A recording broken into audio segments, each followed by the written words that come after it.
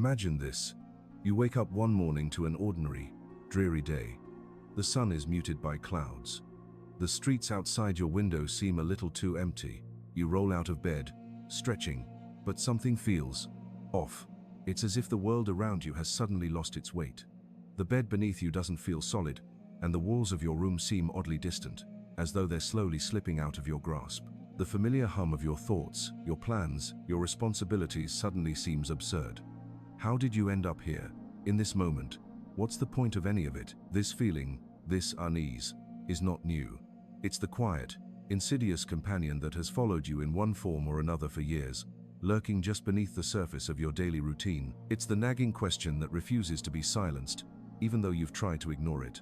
Who am I, really? What am I doing with my life? What's the point of this all? You've asked yourself these questions before, perhaps as a fleeting thought during a quiet moment, or in the midst of a personal crisis.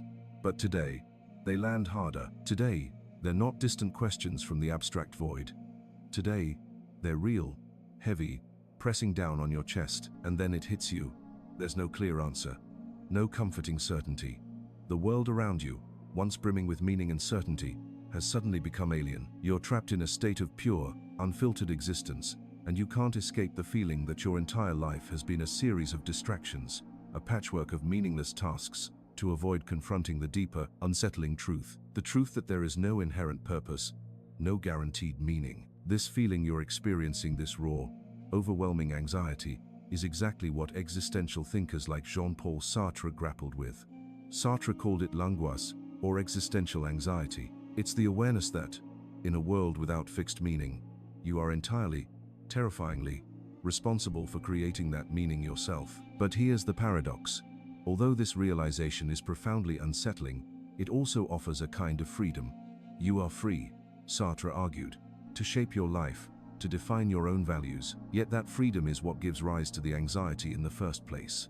Because once you truly grasp the weight of it, you realize that you have no one to blame but yourself. There are no predefined paths, no absolutes, no guideposts, only you. And that is both exhilarating and horrifying. You might have been taught to fear this kind of freedom, to avoid the chaos it brings. Society whispers that the meaning of life comes from following the rules, obeying the norms, achieving success as defined by others. But deep down, you know this is a lie. You can't ignore the question any longer. What if you stopped running from it? What if you stopped seeking comfort in the distractions, in the fleeting pleasures, and faced the truth head-on?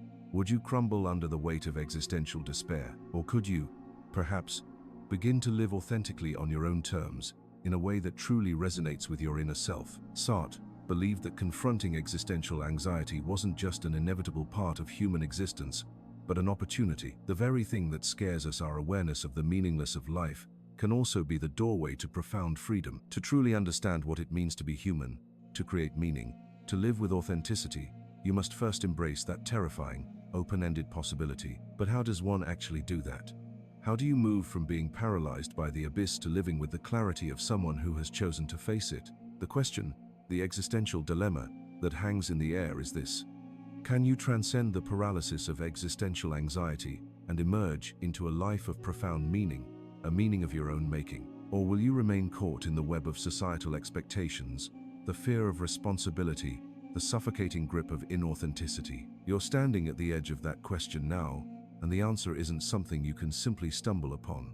It's not a destination you'll arrive at by following someone else's blueprint. It's a journey, one that requires confronting the depths of your own mind, your own fears, and ultimately, your own soul. In the next section, we'll dive deeper into why this problem of existential anxiety is so persistent, and why it's rooted not just in individual psychology, but in the very fabric of our modern world. What makes this issue so insidious? Why do we, as a society, continue to ignore or run from it? And why, for all the noise and distraction we fill our lives with, does the question of meaning remain so unresolved for so many of us? But first, let's sit with the discomfort of that question just a little longer, and feel the weight of it. Who are you really? And what will you do with the terrifying freedom you possess? Why does this anxiety exist?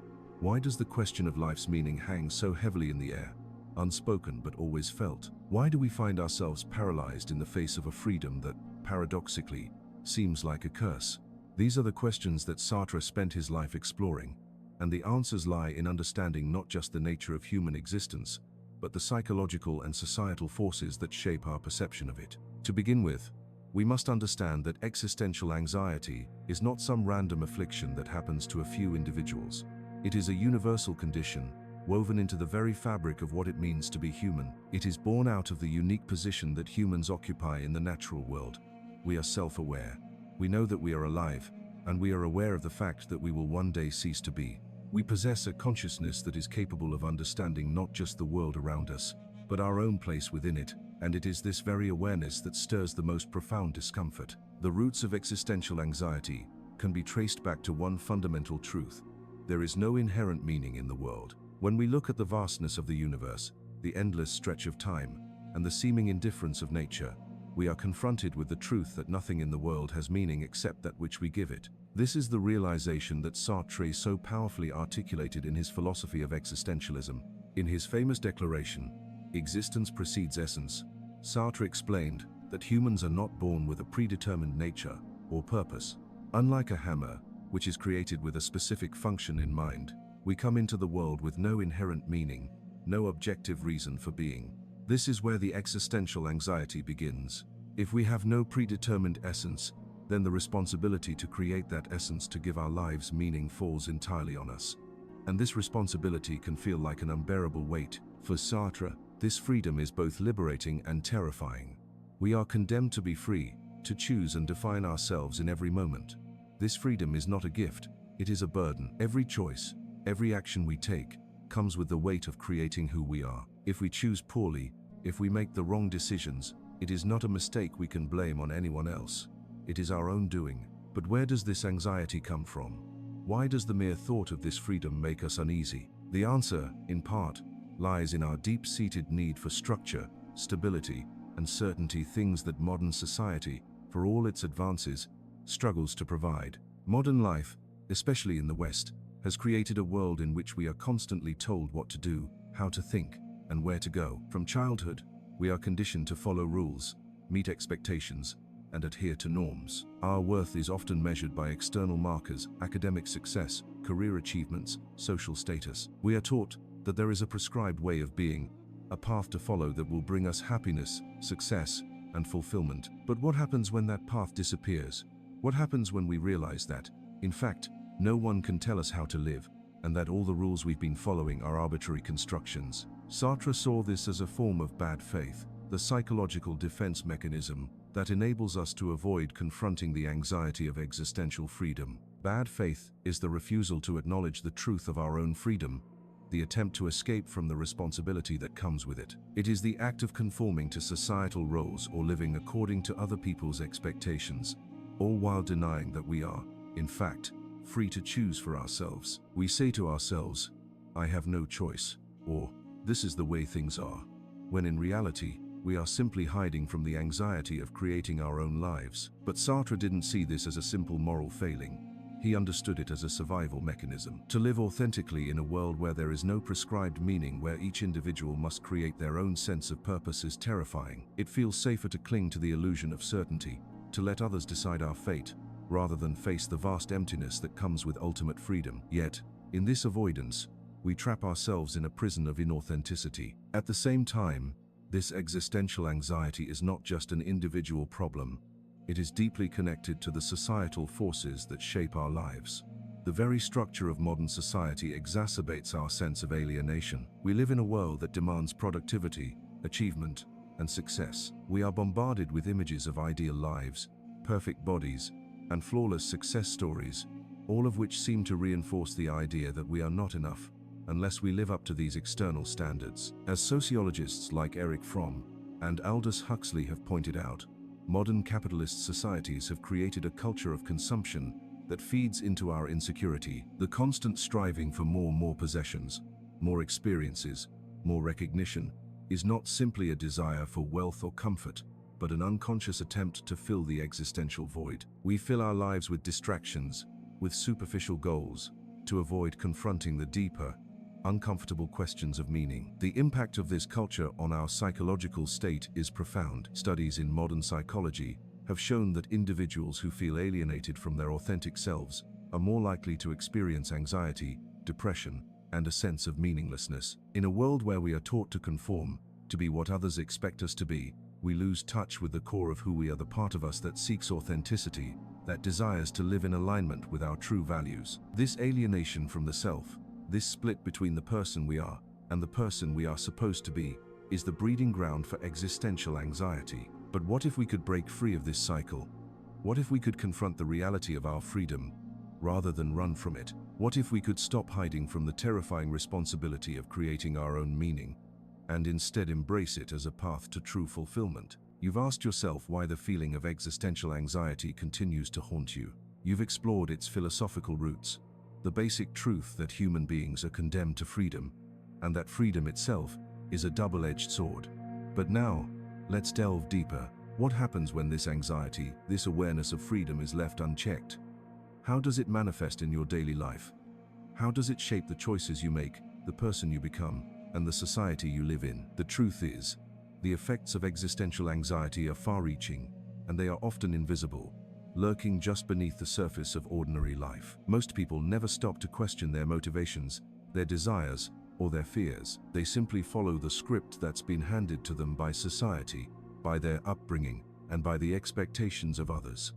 But beneath this surface of everyday life, a quiet rebellion simmers, and that rebellion manifests as an array of psychological patterns, coping mechanisms, and societal dysfunctions that most of us are too distracted to notice. Let's begin with the most obvious, but often overlooked consequence: inauthentic living. When Sartre speaks of bad faith, he isn't just describing an intellectual choice, but a psychological state of denial, a refusal to confront the full extent of human freedom. When you live in bad faith, you become disconnected from your own true desires, your authentic self.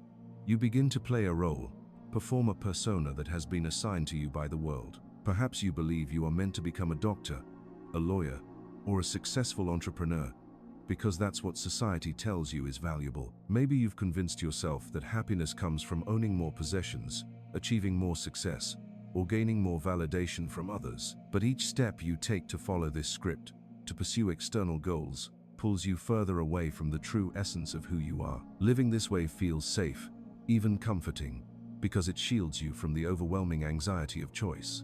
After all, if you're following the rules, you don't have to create your own meaning. You can simply accept the preordained path laid out for you. The problem is, it doesn't work. There is no real fulfillment in this kind of life. You may reach your goal, whatever it is, but in the quiet moments when no one is watching, you'll realize something important. It wasn't worth it. The success feels hollow. The possessions don't bring lasting joy. The validation fades away. And this emptiness, this profound sense that life lacks substance, is the consequence of living an inauthentic life. Sartre's Existentialism tells us that meaning cannot be inherited. It must be created, and that creation must come from a place of genuine self-awareness and personal freedom. When you choose to live in accordance with external values, the ones society imposes, you avoid the terror of facing yourself. You live in denial of your freedom, and you rob yourself of the opportunity to build a meaningful existence. The consequences of inauthentic living ripple out into society. Cultural alienation is one of the more insidious ways existential anxiety shapes our collective reality. As human beings, we crave connection, a sense of belonging. But in a world where individualism is prized above all else, where personal achievement is the measure of success, we have become isolated from each other. Instead of forming deep, meaningful relationships, we find ourselves caught in a cycle of superficial interactions, comparing ourselves to others, striving for success, and constantly performing for approval. This social isolation leads to a profound sense of alienation. The more we pursue external goals, the more disconnected we become from each other. We stop seeing people as individuals with unique experiences and start seeing them as competitors, as obstacles to overcome. The community, once a source of support and shared meaning, becomes just another arena for the performance of self-worth. This is one of the most tragic consequences of existential anxiety. We become so focused on our own sense of meaning and achievement that we forget how to connect with others in a genuine, authentic way. On a psychological level, the constant striving for external validation also leads to chronic dissatisfaction. Our culture rewards constant productivity, success, and the pursuit of more, yet it offers no answers to the deeper question of why. We are told that we must always be improving, always chasing the next goal, always striving for perfection. But the problem with this is that there is no end point. No matter how much you achieve, there's always another milestone to reach, another goal to attain. This endless cycle of striving leads to burnout, to anxiety, and to an existential crisis that seems impossible to escape. This chronic dissatisfaction is not just an emotional state, it is a physical state as well. Psychological studies have shown that chronic dissatisfaction and alienation can manifest in physical symptoms. Anxiety, depression, insomnia, and even physical illness are often linked to the feeling that life has no meaning. Our bodies, in their silent way, reflect the existential burden we carry. The more we deny our freedom, the more we refuse to confront our own authenticity, the more we suffer in ways both visible and invisible. Now, let's take this further. Consider how existential anxiety fuels addiction, and I don't just mean substance abuse. Addiction can take many forms: food, social media, video games, shopping, or even the endless pursuit of career success. These are all ways of escaping the discomfort of confronting existential questions. When we become addicted to something, we are trying to fill the void that emerges from realizing that life lacks inherent meaning. We attempt to find temporary relief in distractions, in the fleeting pleasures of external experiences, because the deeper, more unsettling truth is too much to bear. But no addiction can fill that void permanently. No amount of shopping, eating, or scrolling through social media can give you lasting peace.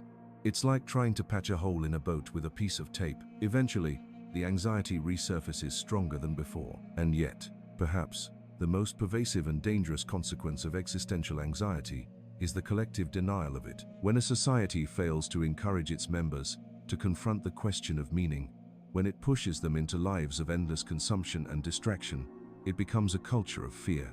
Fear of facing the void, fear of confronting the fact that meaning must be created, not inherited. And in that collective denial, entire cultures become trapped in cycles of superficiality, alienation, and despair. We are surrounded by people who, just like us, are running from the truth.